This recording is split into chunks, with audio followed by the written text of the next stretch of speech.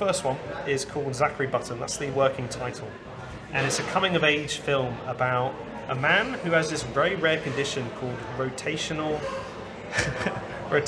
disorder syndrome, where every 24 hours he has to suffer with random mental and or physical disabilities. So, one day he'll have OCD and cystic fibrosis, and the next day he'll have Tourette's and cerebral palsy. So he's completely fucked. But he loves art, and he's very good at it. In fact, he's been compared to the greats like Van Gogh and Mona Lisa. So. Yeah, she was a good painter. Yeah, she was a great painter. So this guy suffers from RDS, or rotational disorder syndrome, and he lives in Costa Rica. And he's very rich because he sells his art, and his art's very good. And he's trying to find the love of his life out there in the beautiful country of Costa Rica. And he wants his lover to be not only the love of his life, but also his carer and his assistant to help him with his disability and to overcome it and fully commit to his art. Because he's got a giant art house where he creates his art, and even when he's like completely a vegetable, he's able to still just put the work in and make that art, even if he's dribbling and becoming a complete spastic, and he's having panic attacks, and he's dribbling and he's shaking and he's shouting and screaming and all sorts of stuff going on, but he still makes his art. And it's just a coming of age film, really.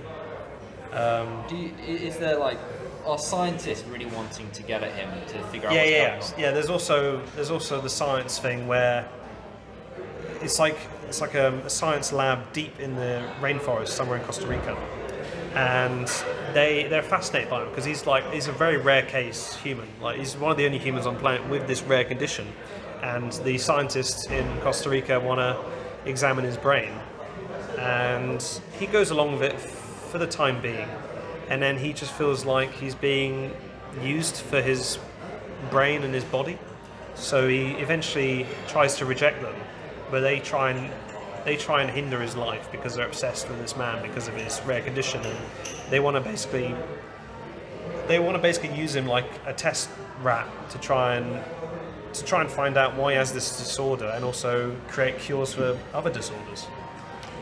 So there's that whole struggle there with the scientists, and then there's the whole struggle, the love-hate relationship between him and his lover, and then luckily the art keeps him afloat because the art's so good. Like, people pay to go see him, pay to go see him create art live, and also he has his own giant gallery, is it?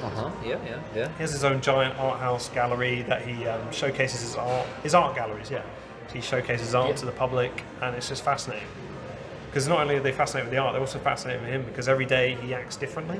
Because obviously he's got rotational dysfunction, the rotational disorder syndrome. So it's kind of like every day you don't know what you're going to get with it.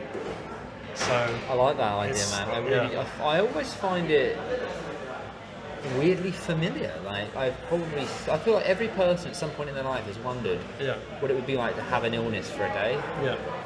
And so I think it's a really relatable, almost like Kafkaesque theme. Yeah, I love it. I think it's great. And like, it's done in days. So every day it will, like, black screen. It'll be like chapter 3, autism, and what other ones we got? Autism and Down syndrome. Yeah. Autism, Down syndrome. So it's chapter 3, autism, Down syndrome. Which just says the diseases, and then he just goes through the whole day doing his art and doing the science and having a loving relationship with his wife. I think that's genius. I think there's so much you could do with that. Yeah.